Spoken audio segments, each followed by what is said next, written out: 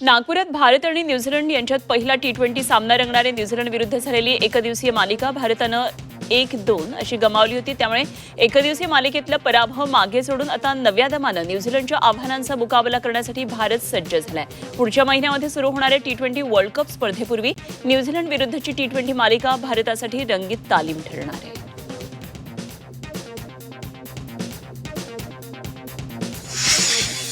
नागपूरमध्ये न्यूझीलंड विरुद्ध होणाऱ्या टी20 मालिकेमध्ये भारताचा सूर्यकुमार यादव आपल्या नावावर एक विक्रम करणार आहे। भारताकडून आंतरराष्ट्रीय क्रिकेटमध्ये 100 मॅचेस खेळण्याचा विक्रम आपल्या नावावर करेल अशी कामगिरी करणारा सूर्या हा चौथा भारतीय फलंदाज असेल। भारताकडून रोहित शर्मानं सर्वाधिक 159 टी20 सामने खेळलेत, विराटने 125, हार्दिकने 124 टी20 सामने खेळलेत। आयसीसीने दिलेल्या अल्टिमेटमनंतरही बांगलादेशचा हेका कायम आहे, आम्ही आमचा पवित्रा बदलणार नाही अशी भूमिका बांगलादेशचे क्रीडा सल्लागार आसिफ नजरुल यांनी घेतली आहे। तर बांगलादेशने आता 21 जानेवारीपर्यंत त्यांचा अंतिम निर्णय घ्यावा। बांगलादेश भारतात खेळण्यास तयार नसेल तर त्यांची स्कॉटलंडला दिली जाऊ शकते असा इशारा आयसीसीने दिला आहे। ऑस्ट्रेलियन ओपनमध्ये फ्रान्सच्या हुगो गॅस्टननं दुखापतीमुळे माघार घेतली आहे। त्यामुळे गतविजेता इटलीच्या यानिक सिन्नरला पुढच्या फेरीमध्ये प्रवेश करता आला आहे।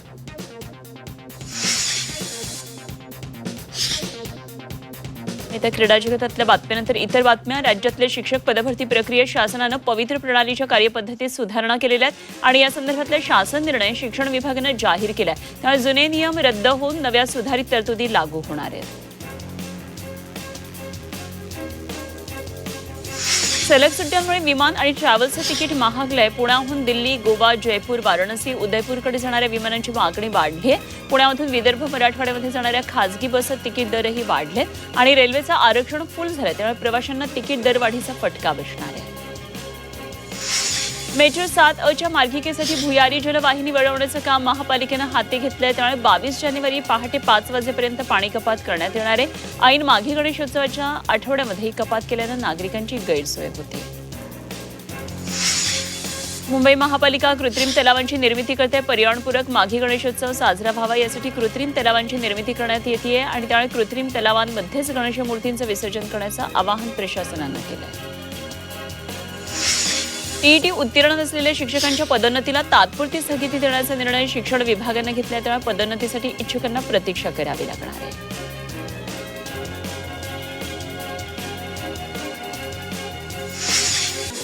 जालना महापालिकेमध्ये बहुमतात सत्ता मिळवलेल्या भाजपच्या नगरसेवकांचं आरक्षण सोडत इकडे लक्ष लागलंय। राज्यातल्या महानगरपालिकांच्या महापौरपदाची आरक्षण सोडत ही 22 जानेवारीला मंत्रालयात होणार आहे। त्यामुळे इच्छुकांनी देव आता पाण्यात ठेवले।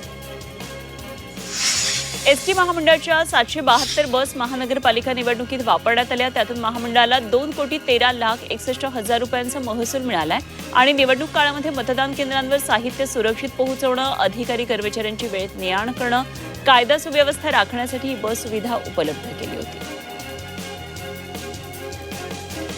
पुणे महानगरपालिकेचा निवडणूक निकाल हा 57 देशातील नागरिकांनी ऑनलाईन पाहिलेला आहे आणि महानगरपालिकेचा निवडणूक निकाल ऑनलाईन पाहण्याची सुविधा देणारी पुणे महापालिका ही पहिली ठरली आहे। 41 लाख नागरिकांनी हा निकाल पाहिला तर 7 लाख नागरिकांनी ऑनलाईन पेजला भेट दिली। एसटी महामंडळानं प्रवाशांच्या सोयीसाठी सुरू केलेल्या मोबाईल ॲपला उत्स्फूर्त प्रतिसाद मिळतोय। सप्टेंबर ते डिसेंबर 2025 या कालावधीमध्ये या ॲपद्वारे 24,48,000 तिकिटांची विक्री झाली। तर त्यातून एसटी महामंडळाला 116,35,00,000 रुपयांचा महसूल मिळाला। बांधकाम व्यावसायिकांनी मंजूर आराखडे आणि बांधकाम परवानग्यांचं पालन न केल्यास त्यांना ओसी न देण्याचे आदेश देण्यात आलेले आहेत। तर मुंबई उच्च न्यायालयानं नागरी अधिकाऱ्यांना हे आदेश दिलेत। उंच इमारतींसाठी सांडपाणी प्रक्रिया संयंत्र बांधण्याची खात्री करण्याचेही आदेश दिलेत।